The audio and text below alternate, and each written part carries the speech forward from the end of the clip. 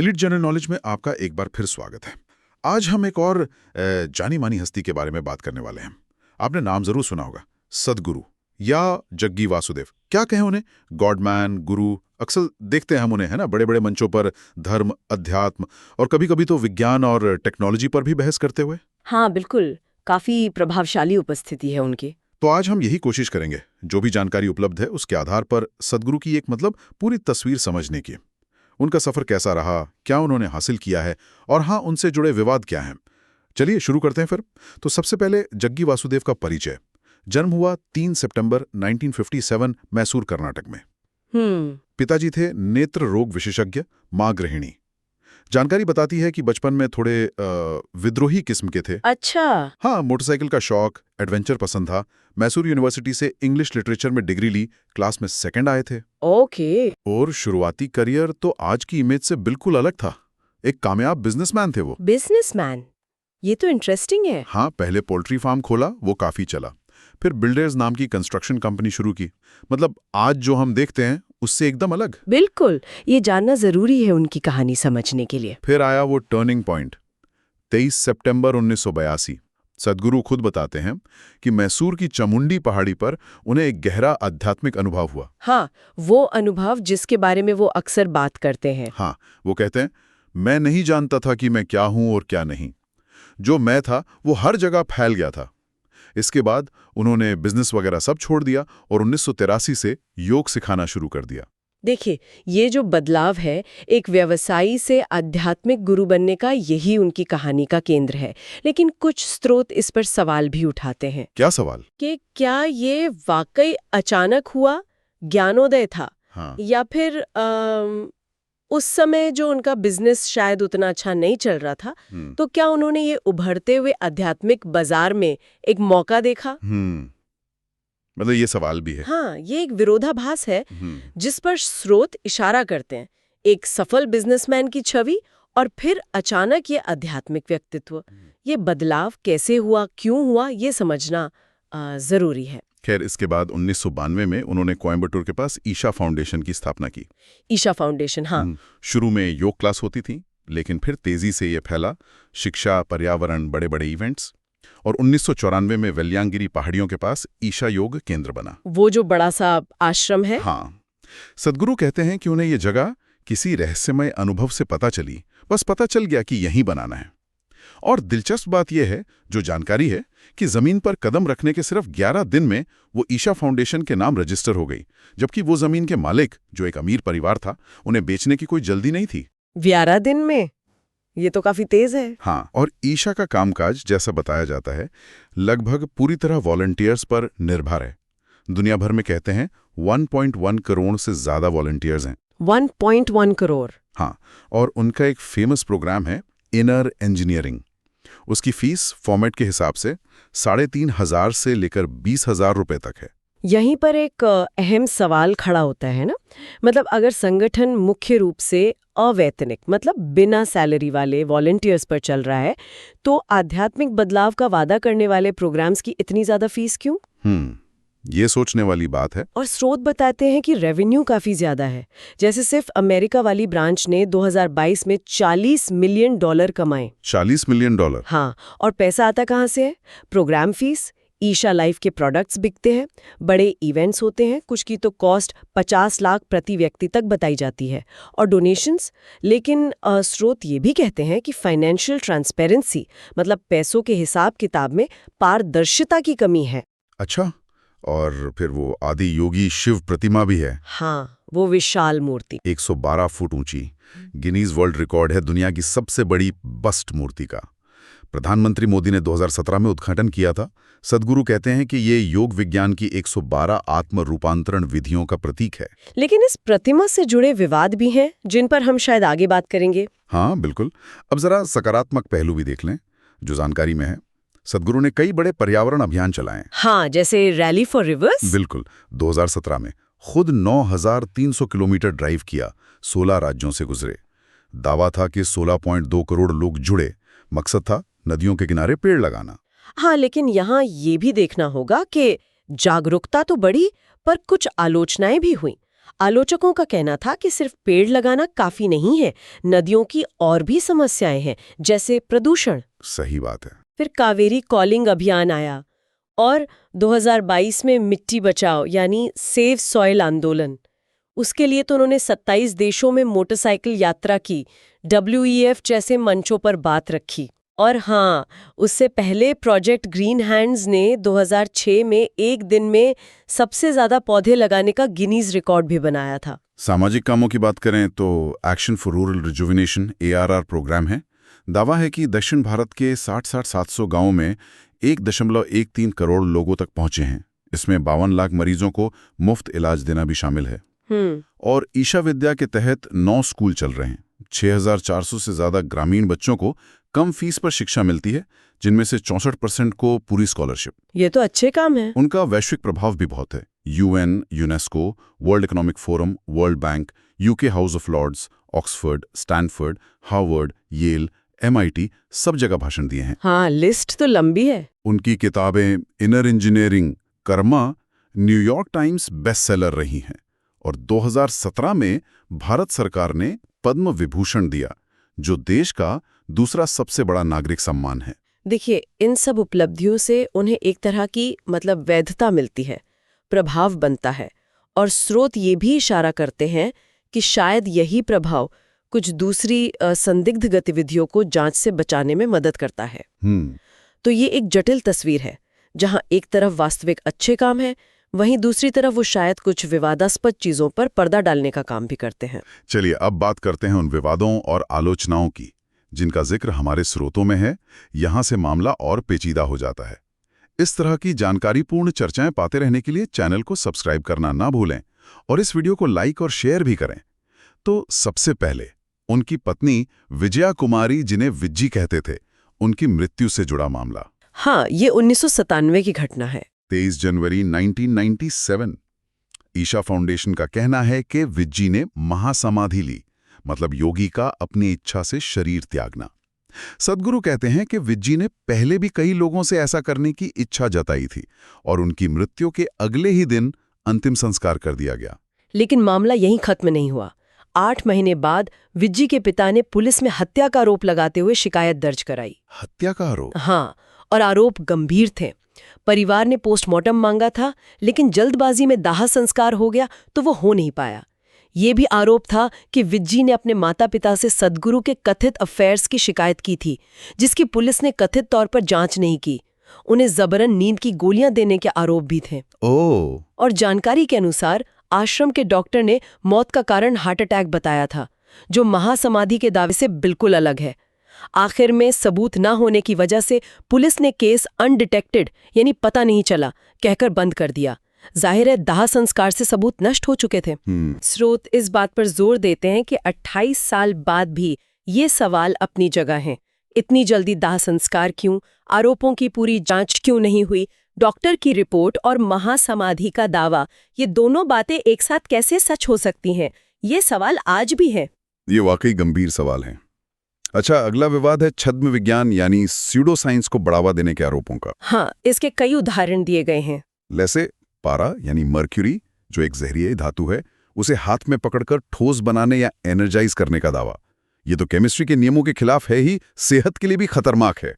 और मिनामाता कन्वेंशन जैसे समझौते हैं जो पारे के इस्तेमाल को कम करने की बात करते हैं। बिल्कुल। और फिर वो ग्रहण के दौरान खाना जहरीला होने वाला दावा। हाँ, जबकि नासा जैसी संस्थाएं साफ कहती हैं कि ऐसा कुछ नहीं होता। और पानी की याददाश्त यानी वाटर मेमोरी का दावा, जिसका कोई वैज्ञानिक सबूत नहीं है। ये इसलिए मायने रखता है क्योंकि स्रोत बताते हैं कि जब कोई आध्यात्मिक गुरु ऐसी बातें कहता है तो लोग सवाल नहीं करते। इससे क्रिटिकल थिंकिंग कमजोर होती है और सेहत को खतरा भी हो सकता है, जैसे पारे वाले मामले में। बिल्कुल। और एक और विरोधाभास देखिए, सद्गुरु कभी कभी विज्ञान का मजाक उड़ाते दिखते हैं तो कभी अपने दावों के लिए वैज्ञानिक पुष्टि का हवाला भी देते हैं। अब आते हैं पर्यावरण संबंधी मुद्दों पर, खासकर कोयम्बटूर वाले ईशा योग केंद्र के निर्माण को लेकर। हाँ, ये भी एक बड़ा विवाद रहा है। जानकारी के मुताबिक ईशा फाउंडेशन ने खुद अप्रैल 2018 में माना था कि उन्होंने जरूरी एनवायरमेंटल क्लियरेंस लिए बिना ही कंस्ट्रक्शन किया था। ये EIA नोटिफिकेशन 2006 का उल्लंघन था। हाँ, और देखिए 2018 की CAG यानी कैग की रिपोर्ट में कहा गया कि ईशा ने हाथी के रहने की जगह और उनके रास्ते यानी एलिफेंट कॉरिडोर में बिना HACA यानी हिल एरिया कंजर्वेशन अथॉरिटी की मंजूरी के निर्माण किया। ओह, एलिफेंट कॉरिडोर में? हाँ, अगस्त 2022 में मद्रास हाईकोर्ट ने अधिकारियों से कहा कि अगर परमिशन नहीं है तो एक्शन लें। एक्टिविस्ट ने जंगल की जमीन और हाथी कॉरिडोर पर कब्जे और सीवेज, शोर, लाइट पोल्यूशन के आरोप भी लगाए। तो फिर क्या हुआ? फरवरी 2025 में सुप्रीम कोर्ट ने तमिलनाडु पोल्यूशन कंट्रोल बोर्ड के नोटिस रद्द कर दिए। कहा कि अगर भविष्य में नियम मानेंगे तो कोई सजा नहीं होगी। लेकिन कोर्ट ने ये भी साफ कहा कि इस फैसले को गैर कानूनी निर्माण को रेगुलराइज करने की मिसाल न माना जाए। मतलब राहत तो मिली, लेकिन ये नहीं कहा कि जो पहले हुआ वो सही था। बिल्कुल, और स्रोत यहाँ एक पैटर्न की तरफ इशारा करते हैं। पहले बना लो, बाद में मंजूरी मांगो और फिर शायद अपने प्रभाव का इस्तेमाल करो। अब बात करते हैं राजनीतिक संबंधों और कथित अवसरवादिता की। सद्गुरु कहते हैं कि वो पॉलिटिकली न्यूट्रल हैं। हाँ, दावा तो यही है, लेकिन स्रोत बताते हैं कि प्रधानमंत्री मोदी और सत्तारूढ़ बीजेपी के साथ उनके करीबी रिश्ते हैं। आपसी तारीफें, साथ में फोटो खिंचवाना, ये सब दिखता है। कोई खास उदाहरण है? हाँ, स्रोत बताते हैं जैसे अनुच्छेद 370 हटाने का समर्थन करना जी। और CAA यानी नागरिकता संशोधन कानून का समर्थन करना, जबकि बाद में माना कि उन्होंने एक्ट पढ़ा ही नहीं था। बिना पढ़े समर्थन? हाँ, और जानकारी के अनुसार उनके CAA वाली वीडियो में कुछ तथ्यात्मक गलतियां भी थीं। कुछ आलोचक, जैसा स्रोत बताते हैं, उनके इस रवैये को सॉफ्ट हिंदुत्व कहते हैं। मतलब हिंदुत्व और हिंदू धर्म को मिला देना, असुरक्षा की भावना को उकसाना। उन्होंने योगी आदित्यनाथ जैसे नेताओं से मिले समर्थन का स्वागत भी किया है। तो इसका मतलब क्या निकाला जा रहा है? स्रोतों की व्याख्या ये है कि उनके सार्वजनिक बयान अक्सर बीजेपी की नीतियों के साथ होते हैं और शायद ये प्रभाव उन्हें रेगुलेटरी जांच वगैरह से बचाने में मदद करता है। अच्छा, अब आते हैं अनुयायियों की ब्रेन वॉशिंग के आरोपों पर। हाँ, वो कामराज वाला केस जो सितंबर 2024 में काफी चर्चा में था। उन्हें ईशा केंद्र में ब्रेन वॉश किया गया है, कोई नशीला पदार्थ दिया गया है और परिवार से मिलने नहीं दिया जा रहा। इस केस में मद्रास हाईकोर्ट ने एक बहुत तीखी टिप्पणी की थी। क्या कहा था कोर्ट ने? कोर्ट ने पूछा, हम जानना चाहते हैं कि जिस व्यक्ति ने अपनी बेटी की शादी कराकर उसे अच्छी तरह बसाया है, वो दूसरों की बेटियों को सिर मुड़वाकर सन्यासिनी बनने के लिए क्यों प्रोत्साहित करता है। स्रोत इसे सीधे सीधे पाखंड बताते हैं। ये तो बहुत सीधी टिप्पणी है। हाँ, हालांकि हुआ ये कि दोनों महिलाओं ने कोर्ट में आकर कहा कि वो अपनी मर्जी से आश्रम में हैं और अक्टूबर 2024 में सुप्रीम कोर्ट ने पिता की याचिका खारिज कर दी।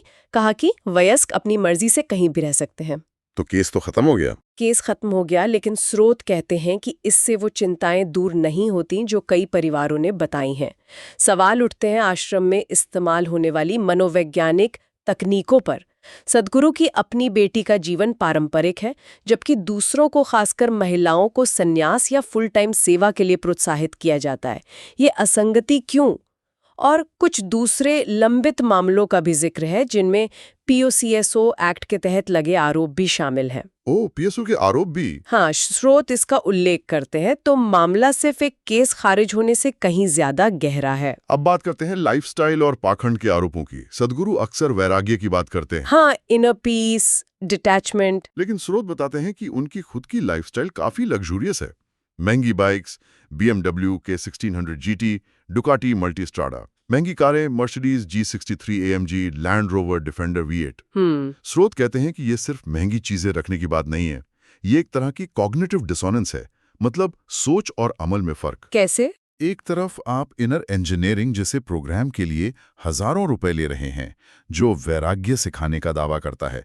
दूसरी तरफ आप खुद इतनी शानदार जिंदगी जी रहे हैं, जो कथित तौर पर वॉलंटियर्स की मेहनत और भक्तों के दान से चल रही है। हाँ, ये विरोधाभास तो साफ दिखता है। उनका नेटवर्थ भी 25 मिलियन से 468 मिलियन के बीच बताया गया है, जो कि करीब 200 करोड़ से 3800 करोड़ बनता है। बिल्कुल। और फिर उनकी बेटी की भव्य शादी हुई, वो एक पारंपरिक जीवन जी रही हैं, जबकि अनुयायियों को, जैसा हमने पहले कहा, मठवासी जीवन या बिना सैलरी वाली सेवा के लिए प्रोत्साहित किया जाता है। स्रोत इसे एक बड़ा विरोधाभास मानते हैं। अब आते हैं वॉलंटियर लेबर पर। कहा जाता है कि ईशा फाउंडेशन लगभग पूरी तरह 11 करोड़ से ज्यादा वॉलंटियर्स चलाते हैं। हाँ, और साधना पद जैसे प्रोग्राम है जिनमें फुल टाइम कमिटमेंट चाहिए होता है, लंबी एप्लीकेशन प्रोसेस होती है उसकी। स्रोत इस सिस्टम को दो नजरिए से देखते हैं, क्या ये पवित्र सेवा है या शोषण। हाँ, एक कमेंट का हवाला दिया गया है कि वॉलंटियर्स अपने शरीर से कीमत चुकाते हैं। अमेरिका में $40 मिलियन का रेवेन्यू और यहाँ अवैतनिक श्रम पर इतनी ज्यादा निर्भरता, ये सवाल तो खड़े करता है। बचाव में क्या तर्क दिए जाते हैं? यही कि वॉलंटियर्स को आध्यात्मिक संतुष्टि मिलती है, मुफ्त खाना रहना मिलता है, कभी कभी शिक्षा या हेल्थ केयर भी। लेकिन स्रोत ये बुनियादी सवाल उठाते हैं कि इतना पैसा कमाने वाला संगठन बिना सैलरी वाले श्रम पर इतना निर्भर क्यों है? क्या ये वाकई आध्यात्मिक रास्ता है या एक सोचा समझा बिजनेस मॉडल? और इसी से जुड़ता है अगला पॉइंट, बिजनेस मॉडल। स्रोत कहते हैं कि ईशा एक बहुत सोफिस्टिकेटेड, मतलब उन्नत किस्म का बिजनेस है। हाँ, रेवेन्यू कहाँ से आता है ये साफ है। प्रोग्राम फीस, प्रोडक्ट्स की बिक्री, महंगे इवेंट्स, डोनेशन, सद्गुरु की स्पीकिंग फीस। और स्रोत बताते हैं कि नॉन प्रॉफिट स्टेटस होने से टैक्स में काफी बचत होती है। जैसे अमेरिका में $40 मिलियन रेवेन्यू पर सिर्फ 450 के टैक्स दिया। और फाइनेंशियल ट्रांसपेरेंसी की कमी की बात तो हमने की ही। प्रोग्राम्स पर भारी मार्जिन होता है भारत में, $3,500 से $20,000, अमेरिका में $950। और इन्हें चलाते कौन है? अक्सर मुफ्त सेवा देने वाले वॉलंटियर्स। तो ये मॉडल आसानी से बढ़ाया जा सकता है। बिल्कुल स्केलेबल है, वॉलंटियर्स जुड़ते जाते हैं, लागत उतनी नहीं बढ़ती। किताबें, ऑनलाइन कंटेंट, ये सब नए लोगों को जोड़ने का जरिया है। और पर्यावरण अभियान, वो पीआर और नेटवर्किंग के लिए बेहतरीन है। कुल मिलाकर स्रोत इसे ज्ञानोध्याय का मुद्रीकरण कहते हैं, इनलाइटनमेंट को बेचना।